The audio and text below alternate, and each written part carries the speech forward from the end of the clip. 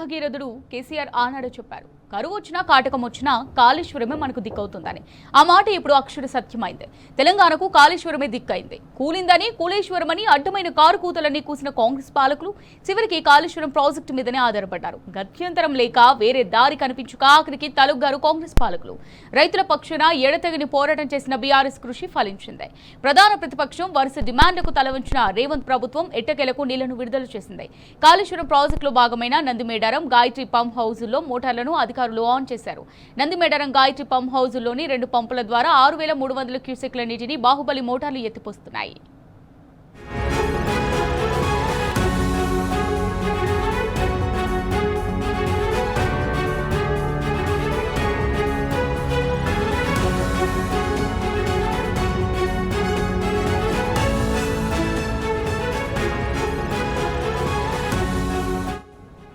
కావాలని ప్రభుత్వం కాళేశ్వరాన్ని ఎండబెడుతోందని, రైతులపై కక్షగట్టి నీళ్లివ్వడం లేదని బీఆర్ఎస్ మొదటి నుంచి పోరాడుతోంది. నీళ్లిస్తే కాళేశ్వరం గొప్పతనం, కేసీఆర్ విషన్పై ప్రజలు ప్రశంసలు కురిపిస్తారన్న భయంతో రేవంత్ సర్కార్ ఇన్ని రోజులు కూలింది కాలింది అంటూ డ్రామాలు చేసింది. ఆపత్కాలంలో కాళేశ్వరమే తెలంగాణకు దిక్కవుతుందని తేల్చి చెప్పిన బీఆర్ఎస్ పార్టీ రైతుల పక్షాన వరుస పోరాటాలు చేస్తూ వస్తోంది. ఇటీవలే BRS working president KTR party నేతలతో కలిసి కాళేశ్వరం ప్రాజెక్టును సందర్శించి వచ్చారు. నీళ్లన్నీ సముద్రం పాలవుతుంటే పాలకులు ఏం పొడుస్తున్నారని నిప్పులు చెరిగారు. ఎల్లంపల్లి నుంచి నీరు విడుదల చేయాలంటూ కేటీఆర్, హరీష్ రావు ఇద్దరు అనేక మార్లు ప్రభుత్వాన్ని డిమాండ్ చేశారు. ముఖ్యమంత్రికి లేఖలు రాశారు. ఎందుకు నీళ్లివ్వరని నిగుదీసి అడిగారు. సాగునీళ్లు ఇవ్వకుంటే మరో మహాపోరాటం తప్పదని హెచ్చరించారు. దాంతో జడిసిన రేవంత్ సర్కార్ చివరికి తోకముడిచింది. ఎటకెలకు నందిమేడారం గాయత్రి పంప్ హౌజ్లలో మోటార్లు ఆన్ చేసి నీళ్లు వదులుతోంది. గాయత్రి పంప్ హౌజ్ లో 3 పంపులను అధికారులు ఇవాళ ఆన్ చేశారు. గాయత్రి పంప్ హౌజ్ ను సందర్శించిన మాజీ ఎమ్మెల్యే సుంకె రవిశంకర్, బీఆర్ఎస్ నేతలు గోదావరి నీటిలో కుంకుమ పూలు చల్లి ప్రత్యేక పూజలు జరిపారు. నీటి విడుదల కోసం పోరాడిన బీఆర్ఎస్ పార్టీకి రైతులంతా చేతులెత్తి దండం పెడుతున్నారు.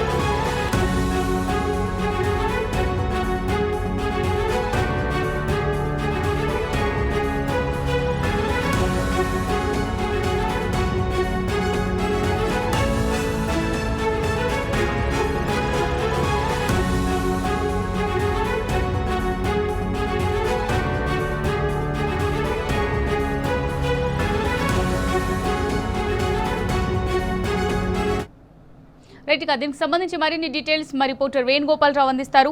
వేణు, మొత్తానికైతే నందిమేడారం గాయత్రి పంప్ హౌస్ నుంచి ప్రభుత్వం నీటిని విడుదల చేసింది. అంటే ఆపత్కాలంలో కాళేశ్వరమే మళ్ళీ రైతులను ఆదుకుంటుంది అనుకోవచ్చు. దీన్ని బట్టి చూస్తే దీనికి సంబంధించి డీటెయిల్స్ ఏంటి? తప్పకుండా అమూల్య, ఎందుకంటే కాళేశ్వరం ప్రాజెక్ట్ అనేది యాక్చువల్ అయితే ఇలాంటి కష్టకాల సమయంలో ఆదుకునేదే కాళేశ్వరం ప్రాజెక్టు.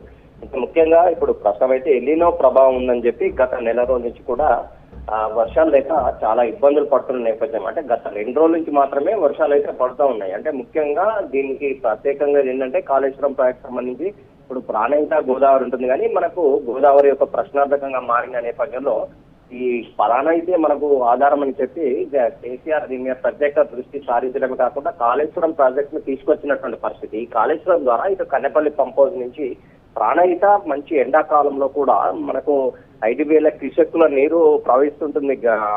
అంటే ఈ వాటర్ అంతా కూడా అంటే ప్రతి నీటి చుక్కను వడిసి పట్టుకుని తెలంగాణ బీడు భూములకు మళ్లించాలనేది కేసీఆర్ లక్ష్యం.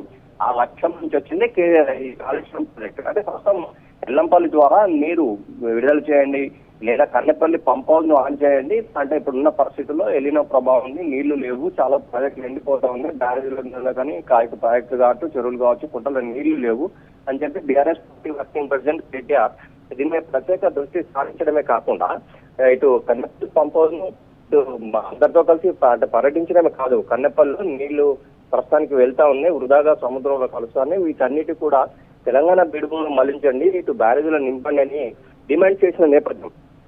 ముఖ్యంగా ఈ నేపథ్యం అయితే ప్రస్తుతానికి గత 2 నుంచి వర్షాలు పడితే పడవచ్చు, కానీ ప్రస్తుతానికైతే ఎల్లంపల్లి నుంచి నీళ్లు విడుదల చేయడం కాకుండా నందిమేడారంలో 3 పంపులు, ఇటు గాయత్రి సంబంధించి 3 పంపులను ఆన్ చేశారు అమూల్య.